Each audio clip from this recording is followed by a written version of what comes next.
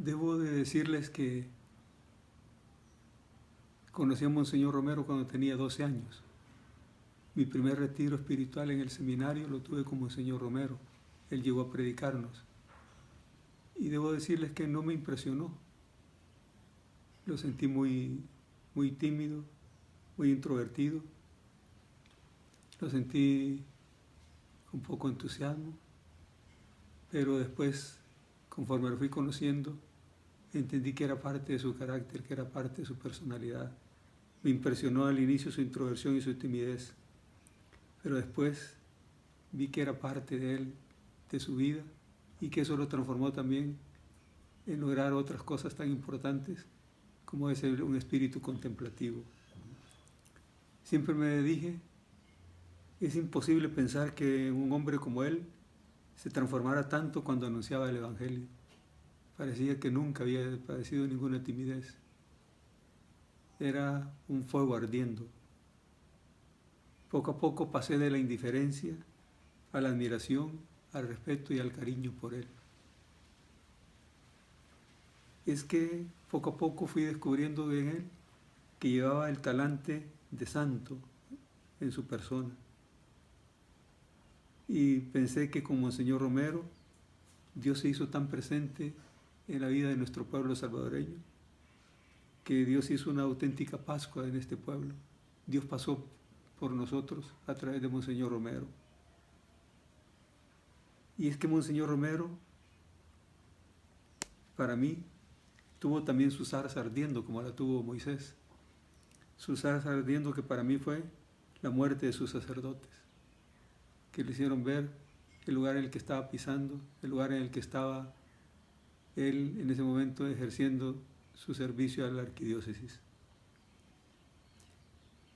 Y hay otra cosa que siempre me pregunté, ¿de dónde brotaba esa enseñanza y esa sabiduría que Monseñor Romero tenía a flor de piel? Y he pensado que hay 6 elementos que le han ayudado a Monseñor Romero a sacar esas enseñanzas tan llenas de vida y tan sabias. El primer elemento, según mi pensamiento, según mi forma de ver, es la experiencia que él estuvo haciendo como aprendiz de carpintero cuando tenía 12 años, un niño aprendiendo a ser carpintero. Ahí el trabajo lo fogueó, el trabajo lo formó, el trabajo lo modeló. Y eso hay que sumarle que a los 17 años trabajaba en las minas de oro de Potosí. También un jovencito apenas abría sus ojos a la vida, a la realidad. Y esas 2 experiencias de trabajo, según mi forma de ver, marcaron la vida de él, porque el trabajo es formador, el trabajo hace que uno entienda tantas cosas que después le van a servir en la vida y tantas cosas que uno valora mucho más. Además, un tercer elemento, el señor Romero tuvo mucho contacto en su formación con los claretianos y con los jesuitas. Tuvo la oportunidad de conocer la vida religiosa y a través de estas 2 congregaciones que tienen una tradición tan hermosa y tan fecunda, ahí bebió él también las raíces de la vida religiosa. Y un cuarto elemento es que Monseñor Romero, cuando estuvo en Roma, fue alumno del Papa Pablo VI, cuando él era cardenal, Monseñor Montini. Tuve la oportunidad de tener a Pablo VI como profesor. Pablo VI fue una gran personalidad. Pablo VI marcó la vida de la Iglesia también. Sobre todo, yo pienso que marcó la vida de la Iglesia con esa encíclica sobre la evangelización, el Evangelii Nuntiandi, que para mí es uno de los documentos más preciosos que ha producido la Iglesia en los últimos decenios. Y un quinto elemento es que Monseñor Romero estuvo cautivo en un campo de concentración nazi durante la Segunda Guerra Mundial. El sentirse prisionero, el sentirse en esa situación tan difícil de zozobra, donde peligraba su vida, ahí fue otra escuela de aprendizaje tremenda también para él, según mi punto de vista. Y el último elemento que yo creo que también le ayudó a Monseñor Romero a sacar esas enseñanzas sabias es el contacto con la gente. Manejaba un contacto con la gente muy especial, muy respetuoso, mucho de admiración, mucho de escucha. Y su afán de aprender de los especialistas, su afán de aprender de la gente que sabe, de la gente que conoce, de la gente que esa es su profesión. Y luego el ponerse de rodillas cada día delante del Santísimo. Esa fue otra escuela de aprendizaje enorme. Lo que no aprendió caminando lo aprendió de rodillas, de frente al Señor. Esos son los elementos que, según mi punto de vista, ayudaron a que las enseñanzas de Monseñor Romero fueran tan sabias. Y quiero compartirles una última reflexión sobre su legado como pastor, como profeta, como mártir y como santo. Pienso que su figura de pastor marcó la historia en este pueblo. Ser pastor al estilo de Monseñor Romero es ser pastor al estilo de Jesús. Y es que él entendió perfectamente cuál era el marco de su ser pastor, cuál era el marco de cómo él iba a ejercer ese ministerio de pastor. Jamás imaginé un pórtico tan bello para mi ingreso de pastor en esta iglesia del Divino Salvador, de hora pascual. Entró en una hora pascual, en una hora que la iglesia iba a vivir su Pascua, su muerte y su resurrección, su pasión. Y él entiende que ese es su marco como pastor, que ahí se va a desempeñar su tarea de obispo. Y sentir con la iglesia, sentir más de cerca los sentimientos del buen pastor. Es otro elemento que va a marcar su vida de pastor. Y llega a decir: o servimos a la vida de los salvadoreños o somos cómplices de su muerte. Así pensaba él como pastor. Eso lo dice en el discurso en Lovaina en febrero de 1980, cuando recibe el doctorado honoris causa. Y considera un deber suyo la denuncia de la injusticia. Como pastor está él preocupado por la injusticia. Y dice: creo un deber hacerla en mi condición de pastor del pueblo. Me lo impone el Evangelio por el que estoy dispuesto a enfrentar el proceso y la cárcel, aunque con ello no se haga más que agregar otra injusticia.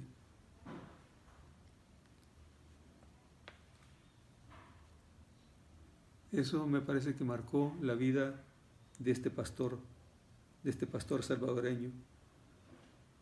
Y su figura de profeta que él la fue desarrollando poco a poco conforme la realidad se fue volviendo cruda, sanguinaria, una realidad inhumana. El Señor lo tomó, el Señor lo utilizó, el Señor lo acompañó, le dio su soplo del Espíritu y bajo ese soplo se movió. Y decía él: no quiero ser un ídolo, estoy bien definido. Él no quería ser un hombre que daba show, él quería ser un hombre movido por el Espíritu. No estoy propugnando por el poder, yo no quiero poder, no es mi tarea adueñarme del poder. Y tiene frases al estilo de los grandes profetas. Es la hora de los capataces, dice, y de los que imponen sus caprichos, de los que dan leyes, de los que se sienten dueños de la vida. Es una frase eminentemente profética. Parece estar escuchando uno de los grandes profetas del Antiguo Testamento. Parece escuchar a Jeremías, a Isaías. No necesitamos importar imperialismos de ninguna clase. Se deja sentir su fuerza espiritual, su fuerza profética. Les interesa a los que se han adueñado de la tierra que el Evangelio no les toque las cosas de la tierra. Entonces esta frase parece escuchar esos profetas fogosos, esos profetas animosos, profetas apasionados del Señor. Y la frase que lo consagró como profeta es esa que hizo en su última locución en catedral. Yo quisiera hacer un llamamiento de manera especial a los hombres del ejército y en concreto a las bases de la Guardia Nacional, de la policía, de los cuarteles. Hermanos, son de nuestro mismo pueblo, matan a sus mismos hermanos campesinos y ante una orden de matar que dé un hombre debe prevalecer la ley de Dios que dice no matar. Ningún soldado está obligado a obedecer una orden contra la ley de Dios. Una ley inmoral nadie debe cumplirla. Y es tiempo de que se recuperen su conciencia y que obedezcan antes a su conciencia que a la orden del pecado. La Iglesia defensora de los derechos de Dios, de la ley de Dios, de la dignidad humana, de la persona no puede quedarse callada ante tanta abominación. Queremos que el gobierno tome en serio que de nada sirven las reformas si van teñidas con tanta sangre. En nombre de Dios y en nombre de este sufrido pueblo, cuyos lamentos suben hasta el cielo cada vez más tumultuosos, les suplico, les ruego, les ordeno, en nombre de Dios, cese la represión. Y así coronó su vida de profeta. Su figura de mártir. Él se sentía mártir porque él se sentía testigo. Testigo significa mártir. Él se sentía testigo de la fe, testigo de la verdad, testigo de este país, testigo de todos aquellos que no tenían voz. Y va viviendo su martirio poco a poco. Vivió su martirio antes de morir. Estoy en la lista de los que van a ser asesinados la próxima semana, decía, el 2 de marzo del 80. Entre los muertos de cuerpo presente y los que todavía peregrinan, recibo el Premio a la Paz 1980. Ya vivía su martirio estando en vida. Su muerte fue la coronación de su martirio vivido con anticipación. Por último, su figura de santo. 3 elementos me parece que moldeaban esta figura de santo, que perfilaban esta figura de santo. 1, una actitud que siempre me impresionó. No aceptaba obsequios porque no necesitara para su vida personal. Si algo no lo necesitaba, no lo aceptaba o lo compartía inmediatamente. Nunca tuvo esa actitud de acaparamiento. Nunca guardó nada que fuera innecesario para su vida. Un segundo elemento que hacía ver su figura de santo, desde muy niño practicó la oración nocturna y su devoción al Inmaculado Corazón de María. Esto es bien importante, la oración nocturna y su devoción al Inmaculado Corazón de María. Era un hombre mariano, eminentemente mariano, y de gran amor a la Virgen, a la Reina de la Paz aquí en El Salvador. Y el tercer elemento, su fe en la Eucaristía. Decía Monseñor Romero, como decía aquel santo, creo que San Juan Crisóstomo, dice él, cuando comulga recibe fuego, debías de salir respirando la alegría, la fortaleza de transformar el mundo. Esto es lo que él esperaba que provocara cada Eucaristía y es lo que provocó en su propia vida.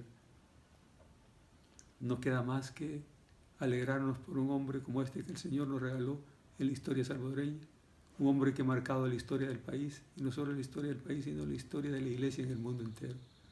Quiero concluir con este pensamiento con el cual yo me he quedado en Monseñor Romero.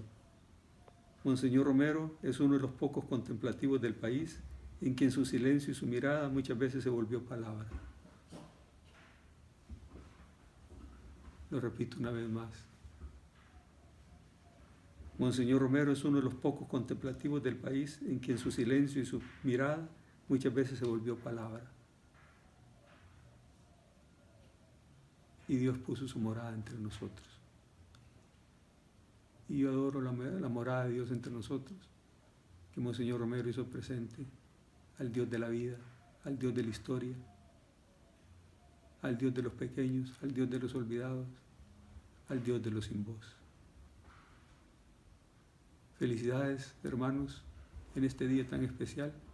Felicidades porque el Señor nos regaló un santo, un profeta, un mártir y un pastor.